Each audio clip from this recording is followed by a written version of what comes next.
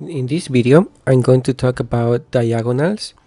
In the wave principle, we can spot four core patterns: the flat, the zigzag, and the triangles. These three are corrective and they go with the trend of the left impulse. But diagonals, they are part of the impulse sequence, and we can spot two kinds of diagonals. The ending diagonal can be found in the end of a wave. It can be in the waves 3, 5, or C, and we are going to talk about these locations later. For now, just focus on the pattern. 3 higher heights, and then it turns around at least 3 movements. And depending on the location, it can be 5 movements and not 3, A, B, C, or 1, 2, 3, 4, 5. That depends on when is the ending diagonal happening, in what degree, and in what location. Take notice that this is an upward movement. It can happen in a bull market when the price is going up. The other way would be in the down market, in the bear market. It happens like 1, 2, 3, 4, 5, and then ABC, or 1, 2, 3, 4, 5. And that is the ending diagonal. It's like the wave formation that is happening at the end before turning around. In the other side, we have the leading diagonal. Leading diagonals happens at the first wave when the change of trend is happening. It always happens in wave A or 1, and that can be inside of a corrective wave or the initial of an impulsive sequence. If you see a diagonal and then another diagonal happening, it's most likely to be leading diagonal, and at least 3 movements is going to happen. As you can see here, it's similar to the ending diagonal, but it has 5 movements: 1, 2, 3, 4, 5, 1, 2, 3, 1, 2, 3, 4, 5, 1, 2, 3, 1, 2, 3, 4, 5, and it usually ends beyond 3 and looks pretty sharp, more diagonal than the ending, more faster also. This is slow, a little bit lateral, and it has divergence in the indicator. The leading diagonals is fast, but it always ends up with a corrective wave. Returning to the 618, we're gonna see these Fibonacci relationships later, but usually you find 3 movements up before going down again. And now this can be an A and B and C to continue up again. Remember that the leading diagonal can happen also on wave A, not only one. But if it happens in wave 1, then it's 1, 2, 3, 4, 5. Either way, leading diagonals are one of the best ways to spot a good trade, especially when they happens like one diagonal after another. First the ending and then the leading. Here's an example of how we can see the leading diagonal happening in the bottom here with divergence. And the first movement is 1, 2, 3. 3 is extended, 4 and 5. After we see this leading diagonal, we spot here an ABC zigzag, and it goes up again, as you can see, breaking that last top. In this other place, we are watching an ending diagonal happening, not a new low. This can be the 618 or 786 from the last impulse. And the ending diagonal does 1, 2, 3, 4, 5 with divergence, and the next thing that happens is one movement up, breaking above the pattern, A, B, C, or a triangle in this case, and it goes up again. What happens after 3 movements, A, B, and C? We see another ending diagonal here. This one, it looks pretty beautiful. It's 1, 2, 3, 4, 5. Remember that 3 is extended, so it's 1, 2, 3, then 4, and then 5. And the level of Fibonacci is really important. If you see a diagonal forming in 618 or 786 from some relationship Fibonacci, then it's a very important diagonal that you have to consider. And not all diagonals can be counted like 1, 2, 3, 4, 5. Maybe you just don't have to count it, but just watch the patterns, watch the figures like this one. This is a zigzag. It could be like 1, 2, 3, 4, 5, but it has a little more smaller movement here, so it's like 1, 2, 3, 1, 2, 3, 4, 5. And here you're ending diagonal inside a zigzag. But don't stress too much on that. Just watch the patterns, mark the trend lines, and see how the shapes are looking at a chart, as you can see here in this chart. Practice with doing this, identifying corrective patterns, identifying diagonals, tag them, leave on the trend line so you can see in the future. Don't use ABC first, just mark the trend lines, and watch the patterns develop.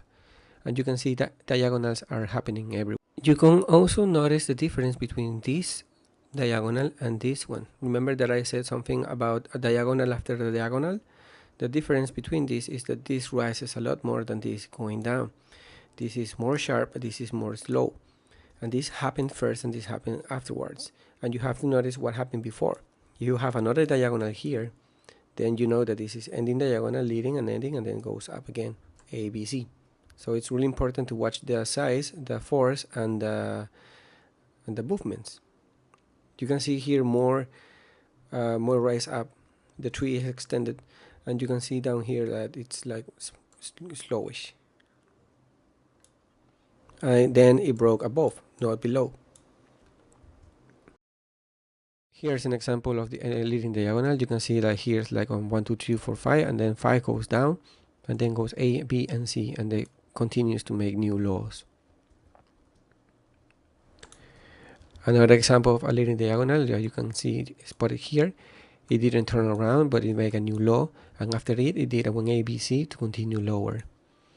At the beginning of Bitcoin rush, it did multiple diagonals. It's really important to spot them. It's like a diagonal, but that makes a new height.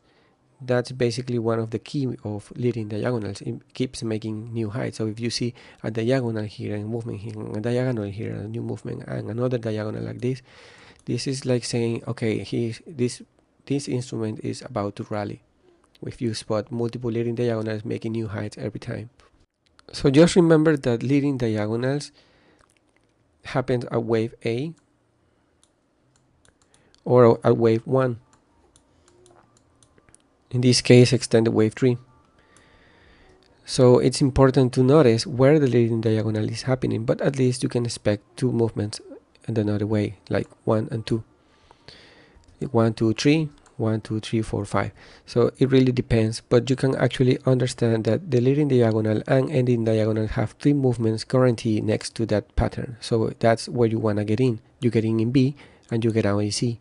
You don't try to get the top in this case. It's really hard unless you match here the Fibonacci and this matches with 618 or 786. Then you get in and your stop loss has to be up here. But you can wait for the breakdown, the pattern here, and you get in this 618 from Fibonacci and go down to your C in this case. So it really depends on your trade setup, but basically diagonals, what you need to do is wait for the breakout, find a corrective pattern outside the structure, and then you get in. Okay, so that's it. That's the main difference between ending diagonals and leading diagonals, is the location. So one of the most important things about ending diagonals is how do we actually trade them? Well, first we need to identify our corrective pattern, and then we know that our ending diagonal will happen at wave C or at wave 5. That means at the end of a structure. In this case it's ABC, and in the end I can see here an ending diagonal. I place my entry at the 618 expecting to get the tip of it. Sometimes it goes to the 786, but it shouldn't go here to the 100%. It means making a new top in this case.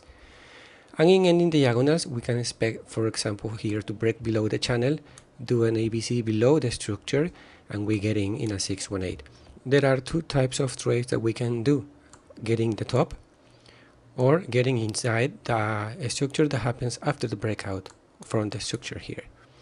And please take notice that these 3 higher heights are gonna make 3 lower heights in the RSI or any other oscillator that you use. So usually this is how we trade the ending diagonals. Just remember that after that we're expecting at least 3 movements. So don't go too far with your take profit. It may go down like this, but it could be something like this is wave 4 to continue wave 5. So let's see some examples of ending diagonals. As you can see here, we have an impulse, but it had 1, 2, 3, 4, 5. Then it broke below the structure. Don't sell here, don't sell here. Wait for the ABC structure to go down and get a profit here, because next movement it turned around. Another example of ending diagonals, you can see here that it did 1, 2, 3, 1, 2, 3, 4, 5. It broke below a small flat, and then it goes down to the 618, but it didn't go really far away. You could have sold here or here, but it's not really worth it, because this is like the first leg 1, 2, and 3. but then it does another ending diagonal above it, and that is like, okay, here is worth it to get it. So what you do, wait for a breakdown, A, B, C, you get in, and then you write along. Here's another example for the ending diagonal. You have like 1, 2, 3, 4, 5 broke below the structure A, B, C, and this is where you get in, and then you can write along all the movement that goes after it turns around. And for the last example, we can see that here's an ending diagonal that happened impulse after it, and we can trade here. We can try to keep the bottom. It's really hard to get the bottom because maybe he can extend and do a extended wave 5 here. So it's best to wait for the breakout and then wait for the retracement. It's always going to do the same. And you wait for this level 618, and you can expect another ending diagonal here because this is A, this is B, and this is C. And here is where you get in, put your stop loss here, and ride along to your next take profit target. Both of them do 3 movements to the other side. It's always fun to watch 2 diagonals together because that means that this trend is going to turn around. So basically that's all you need to know about diagonals. Just remember that they happen only in impulsive movements. It's not in wave B corrective. It's always at the end or at the beginning. Ending is the end and leading is the first.